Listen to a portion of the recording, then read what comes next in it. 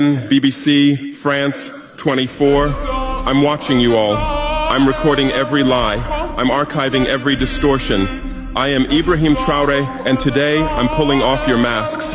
Yes, you heard correctly. I, whom you call a young military junta leader, whom you brand as a dangerous radical, whom you serve up as an anti-Western dictator, am now telling you the truth. And this time you cannot turn off your microphones. This time you cannot turn away your cameras. This time your editors cannot cut this speech. Because the world you monopolize no longer exists. Because millions will hear these words now, without passing through your filters, without being subjected to your distortions, without being muddied by your lies. I am 34 years old. Every day of my life, I grew up with your lies. As a child, I would watch Africa on television.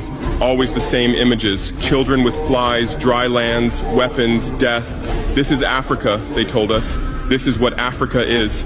And we believed it. We were ashamed of ourselves. We were ashamed of our own lands, of our own people. But then I grew up. I read, I researched, I questioned, and I understood that the Africa you showed us wasn't real. The story you told us was a lie. The fate you imposed on us was a script you had written. For years, how have you portrayed Africa? How have you shown it? How have you sold it to your viewers? As if we were creatures who had no share of humanity. As if we were savages left outside of civilization. As if we were wretches waiting for you to save us. Every day, every hour, every minute, the same story plays on your screens. Hunger, war, disease, corruption, terror, chaos. These are the words that come to mind when Africa is mentioned. In your Africa dictionary, there are no other words.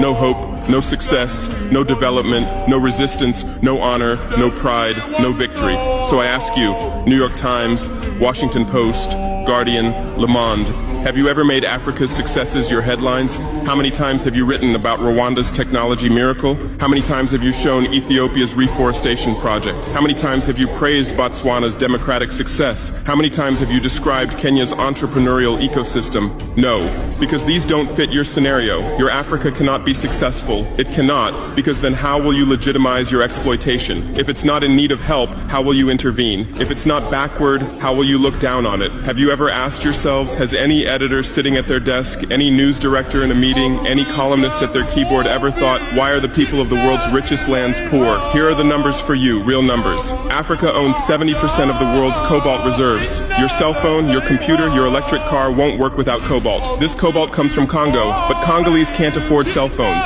Africa owns 90% of the world's platinum reserves. Catalytic converters, electronic devices, medical implants, they all need platinum. This platinum comes from South Africa, but South Africans are crushed by unemployment. Africa provides 30% of the world's gold production. Mali, Burkina Faso,